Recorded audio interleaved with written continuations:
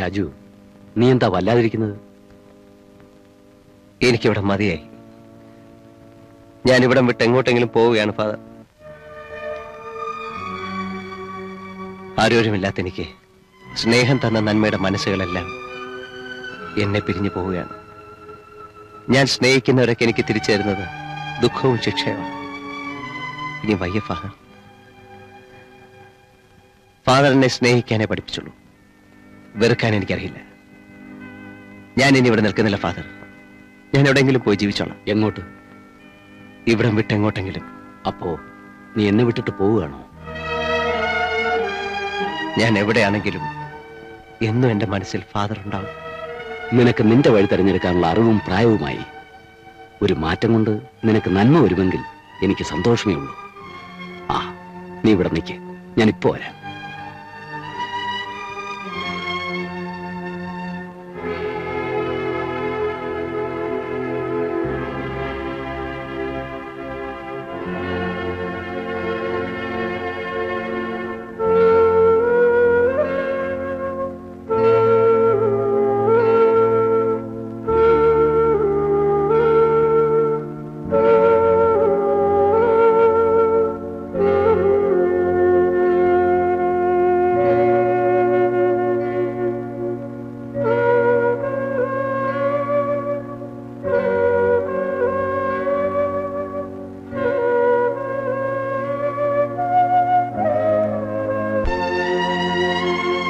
രാജു,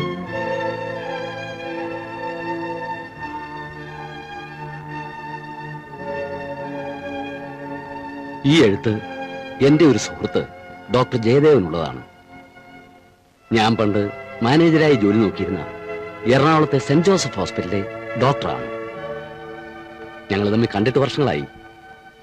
ഈ എഴുത്ത് അദ്ദേഹത്തിന്റെ വീട്ടിൽ കൊണ്ടു കൊടുത്താൽ അദ്ദേഹം നിനക്ക് എവിടെയെങ്കിലും ഒരു ജോലി ശരിയാക്കി തരും.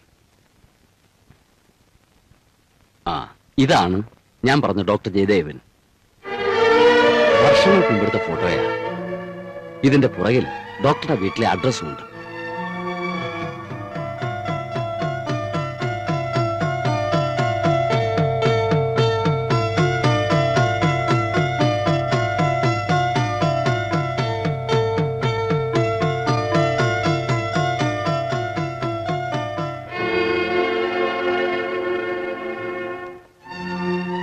ഞാൻ വരട്ടെ ഫാദർ.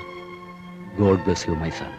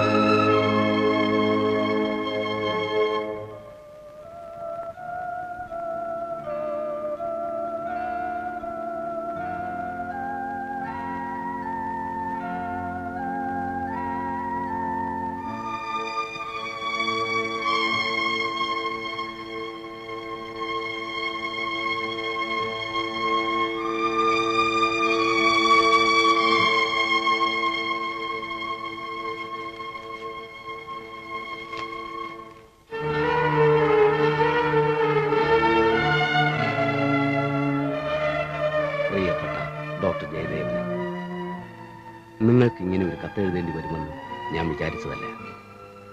പക്ഷേ നമ്മുടെ ആഗ്രഹങ്ങൾക്കും കാഴ്ചപ്പാടുകൾക്കും അപ്പുറത്തൊന്നുണ്ടല്ലോ ദൈവത്തിന്റെ ഇംഗിതം. കരുണാമയനായ ദൈവത്തിന്റെ കൽപ്പന പോലെ എല്ലാം നടക്കട്ടെ എന്ന് നമുക്ക് സമാധാനിക്കാം.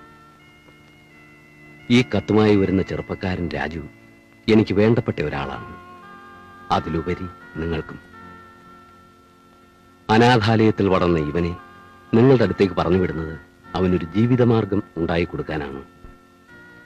നിങ്ങളുടെ ഏതെങ്കിലും ഒരു സ്ഥാപനത്തിൽ ഒരു ജോലി, നിങ്ങളുടെ കുടുംബത്തിലെ ഒരു അംഗത്തെ പോലെ നിങ്ങൾക്ക് ഇവനെ സ്നേഹിക്കാം, വിശ്വസിക്കാം. വർഷങ്ങൾക്ക് മുൻപ് നിങ്ങൾ എന്നെ ഏൽപ്പിച്ച ആ ചോര കുഞ്ഞിന്റെ മുഖം നിങ്ങൾക്ക് ഇവനിൽ കാണാം.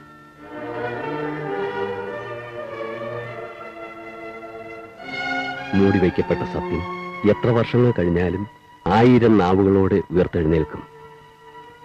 ഭയപ്പെടണ്ട, നിങ്ങൾക്ക് തന്ന വാക്ക് ഞാൻ തെറ്റിച്ചിട്ടില്ല. ഞാൻ അവനോട് ഒന്നും പറഞ്ഞിട്ടില്ല. എല്ലാം വേണ്ടതുപോലെ ചെയ്യുമല്ലോ. സ്നേഹപൂർവ്വം, ഫാദർ ഫെർണാണ്ടസ്.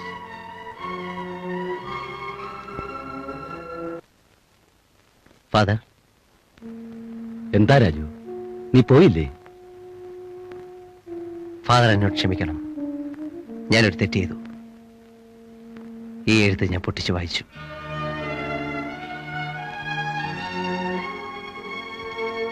മൂടി വെക്കപ്പെട്ട സത്യം എത്ര വർഷം കഴിഞ്ഞാലും 1000 നാവുകളോട് ഉയർത്തെഴുന്നേൽക്കുമെന്ന് ഫാദർ ഈ കത്തിൽ എഴുതിയിരുന്നില്ലേ?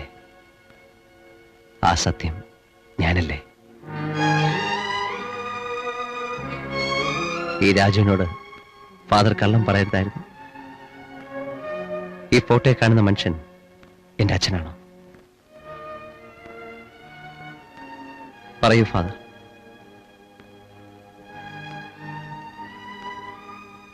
അച്ഛനും അമ്മയും ആരെന്നറിയാത്ത ഒരു അനാഥന്റെ വേദന ഫാദറിനറിയില്ല. ഓർമ്മ വെച്ച നാൾ മുതൽ ആ വേദന ഞാൻ അനുഭവിച്ചുകൊണ്ടിരിക്കുകയാണ്. ഇപ്പോഴെങ്കിലും പറയൂ ഫാദർ, എന്റെ അച്ഛനും അമ്മയും ആരാണെന്ന്. മോനെ, ഞാൻ ഫാദറിന് എന്നെ വിശ്വസിക്കാം. എനിക്ക് ജന്മം നൽകിയവർ ഇന്ന് എവിടെയെങ്കിലും സുഖമായി ജീവിച്ചിരിപ്പുണ്ടാവും. അവരുടെ ജീവിതത്തിലേക്ക് ഞാൻ ഒരിക്കലും കടന്നില്ല. അവരോട് പക പോക്കാനോ അവരുടെ മനസ്സമാധാനം നശിപ്പിക്കാൻ വേണ്ടി ഒന്നുമല്ല. എനിക്ക് എന്റെ മനസ്സുണ്ടെങ്കിലും ഞാൻ അനാഥനല്ലെന്ന് പറയാൻ വേണ്ടി മാത്രം. ഫാദർ പറയൂ ഫാദർ, ഇനിയെങ്കിലും പറയൂ.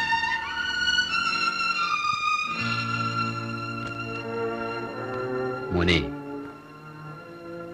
ഞാനൊരു വൈദികനാണ്. വൈദികന് കൈമാറിയ വിശ്വാസ വചനങ്ങൾ മറ്റൊരാൾക്ക് കൈമാറാൻ പാടില്ല. പക്ഷെ ഇന്ന് ആദ്യമായി എന്റെ രാജുവിന് വേണ്ടി ഞാൻ ആ നിയമം ലംഘിക്കുകയാണ്. ആ ഫോട്ടോയിൽ കാണുന്നത് നിന്റെ അച്ഛനല്ല, അത് നിന്റെ അമ്മയുടെ സഹോദരനാണ്. ഒരേ ഒരു സഹോദരൻ, പത്മാവതി.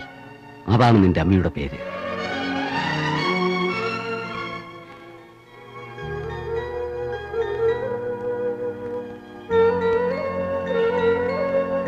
ഡോക്ടർ ജയദേവന്റെ അച്ഛനും അമ്മയും ചെറുപ്പത്തിലെ നഷ്ടപ്പെട്ടിരുന്നു. പിന്നെ പത്മാവതിക്ക് ജയദേവനായിരുന്നു അച്ഛനും അമ്മയും എല്ലാം. കോളേജിൽ പഠിച്ചിരുന്ന കാലത്ത് പത്മാവതിക്കൊരു പ്രേമബന്ധമുണ്ടായിരുന്നു. ജയദേവന്റെ കൂട്ടുകാരൻ ഒരു വേണുഗോപാലുമായിട്ട്. അയാൾ എയർ ഇന്ത്യയിലെ പൈലറ്റായിരുന്നു. അവരുടെ ബന്ധം ജയദേവനും ഇഷ്ടമായിരുന്നു. പക്ഷേ വിധി അവരോട് ക്രൂരത കാണിച്ചു. ലണ്ടനിൽ വെച്ചുണ്ടായ ഒരു വിമാനാപകടത്തിൽ വേണുഗോപാൽ മരിച്ചു. അയാൾ മരിക്കുമ്പോൾ പത്മാവതി ഗർഭിണിയായിരുന്നു. അഭിമാനിയായ ജയദേവൻ പത്മാവതിയുടെ വയറ്റിൽ വളരുന്ന കുഞ്ഞിനെ നശിപ്പിക്കാൻ അവരെ നിർബന്ധിച്ചു. അവൾ സമ്മതിച്ചില്ല. പത്മാവതിയെ പ്രസവത്തിനു വേണ്ടി ആരും അറിയാതെ ഇവിടെ കൊടൈക്കനാലുള്ള ഒരു ഹോസ്പിറ്റലിലേക്ക് മാറ്റി. അവിടെ വച്ച് അവൾ പ്രസവിച്ചു. പത്മാവതിക്ക് ബോധം വരുന്നതിന് മുമ്പ് കുഞ്ഞിനെ അവളുടെ അടുത്തു നിന്നും മാറ്റി.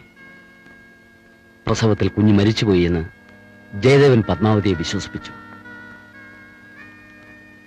ആ കുഞ്ഞുമായി ജയദേവൻ ഈ അനാഥാലയത്തിലെത്തി. ആ കുഞ്ഞാണ് നീ, എന്റെ രാജുമോൻ. നീ നിന്റെ അമ്മയെ ശപിക്കരുത്. നീ ജീവിച്ചിരിക്കുന്ന കാര്യം പോലും പത്മാവതിക്ക് അറിയില്ല. അവരിന്ന് വിവാഹം കഴിച്ച് എവിടെയോ സുഖമായി ജീവിച്ചിരിക്കുന്നുണ്ടാവും.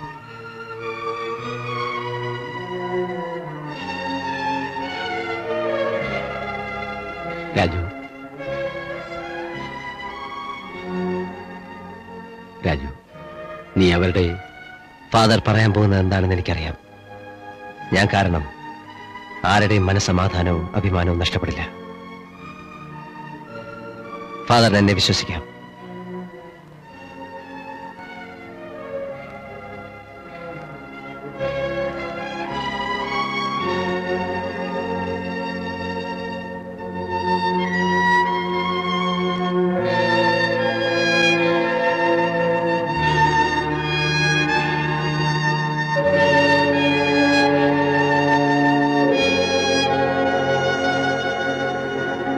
രാജു, നിൽക്ക.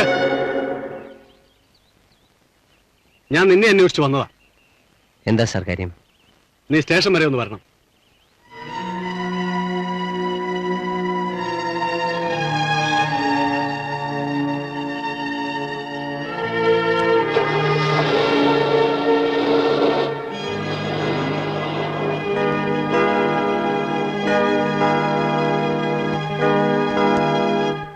ഈ പറയുന്ന മുഴുവൻ കള്ളമാണ്. മൈന ഇവന്റെ സ്വന്തം പെങ്ങളൊന്നുമല്ല. രക്തബന്ധങ്ങളെക്കാൾ വലിയ ബന്ധങ്ങളുണ്ട്. കൂടെ പിറന്നില്ലെങ്കിലും അവൾ എനിക്ക് എന്റെ സ്വന്തം പെങ്ങളായിരുന്നു. സാർ, ഇപ്പൊ എനിക്ക് തോന്നുന്നത് ഇവൻ തന്നെ മൈനയെ... Shut up! നിന്റെ സംശയങ്ങൾ തീർക്കാനുള്ള സ്ഥലമാണോടാ ഇത്? ഞാൻ ചോദിക്കുന്നതിന് മാത്രം മറുപടി പറഞ്ഞാൽ മതി.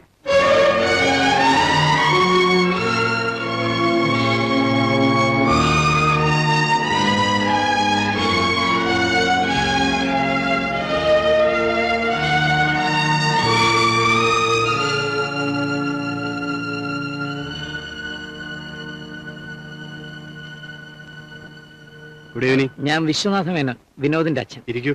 താങ്ക്സ്. ഞാൻ വന്നത്... അറിയാം, മകനെ ജാമ്യത്തിൽ ഇറക്കാനല്ലേ? അതെ. ജാമ്യം അനുവദിക്കാം. പക്ഷെ ഒരു കാര്യം, എന്റെ അനുവാദമില്ലാതെ ഇയാൾ കൊടൈക്കനാലിലോട്ട് പോകാൻ പാടില്ല. അതെന്താ ഇൻസ്പെക്ടർ? ആ പൂക്കാരി മൈനയുടെ മരണത്തിൽ വിനോദ് ഇൻവോൾവ് ആണെന്ന് ഞങ്ങൾക്ക് സംശയമുണ്ട്.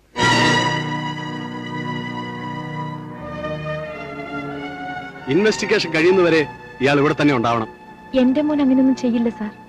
എല്ലാ അച്ഛനമ്മമാരുടെയും വിശ്വാസം അങ്ങനെയാണ്, മക്കൾ ചെയ്യുന്നതല്ല ശരിയാണെന്ന്.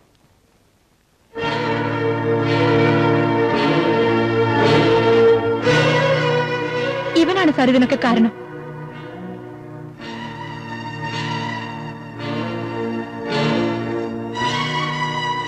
ഇങ്ങനെയൊക്കെ ഞങ്ങളുടെ കുടുംബം തകർക്കാൻ നിന്നോട് ഞങ്ങൾ എന്ത് തെറ്റ് ചെയ്തു? എന്റെ മോനെ കള്ളക്കേസിൽ കുടുക്കിയാൽ ഒരമ്മയുടെ ശാപം നിനക്ക് എന്നും ഉണ്ടാവും. എന്താ പത്മാവതി ഇത്? വാ, നമുക്ക് വീട്ടിലേക്ക് പോവാം. വിനോദ്, അമ്മയെ കാറി കൊണ്ടിരുത്ത്. ചെല്ല. മിസ്റ്റർ മേനോൻ, ഇതിലൊന്ന് ഒപ്പിട്ടേ.